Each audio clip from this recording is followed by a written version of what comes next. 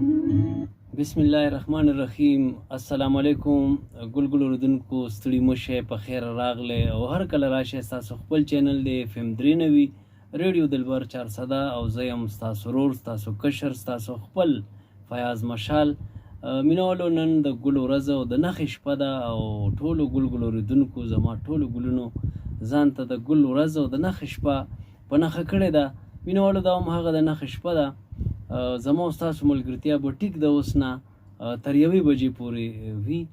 او زمونږ هر یو پروګرام تاسو د خپلې موجودګۍ په ګلونو باندې یقینا چې ښایسته کوئ. ډېر زیات خیرونه دي وي تاسو ته. ستاسو د موجودګۍ احساس چې کوم دی دا به ما ته تاسو راکوئ، ځکه چې زه دغه هر پروګرام کې د شروع کې ویم چې هره رشته چې هغه د رابطې نه بغیر نیمګړې کیږي او کمزوري کیږي هم. نو زه خو کم از کم دغه رشته ده چې کومه زمونږ او ستاسو جوړه شوې ده، دا ډېره ساهو رشته ده، دا ډېره پاکه رشته ده، دا ډېره مقدسه رشته ده او دا زه بیخي کمزورتیا ته ورکول نه غواړم. او که چېرې تاسو هم ما سره متفق یې او تاسو هم دغه رشته، دغه ملګرتیا دا تاسو مضبوطول غواړئ،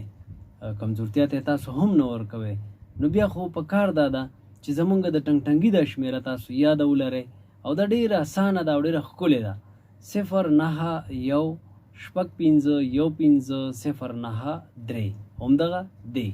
یعنی 09165150093. او زمونږ هغه ګل ماشومان کم چې په انګریزي میډیم سکولونو کې سبق وي، د هغوی دپاره به یې داسې کړو چې 09165150093.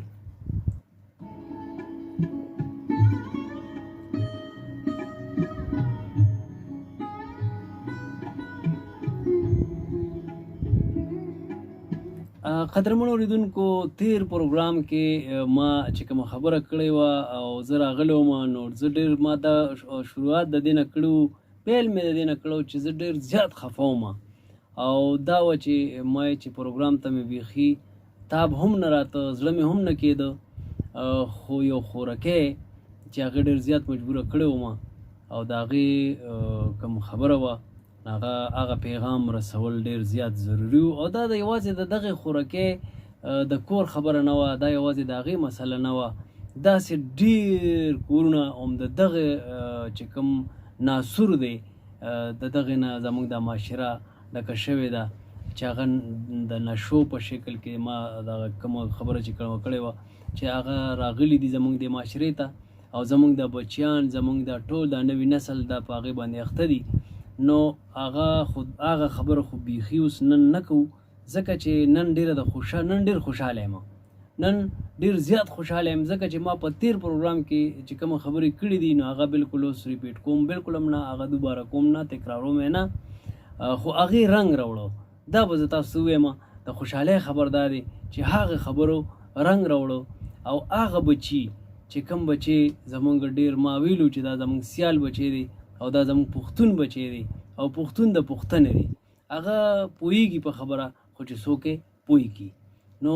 دغه خبره وه چې هغه سره ما کومه خبره وکړله او دغه خورکی ما ته ووایي چې یاره دی ستا پروګرام نه قضا کوي، دی دا اوري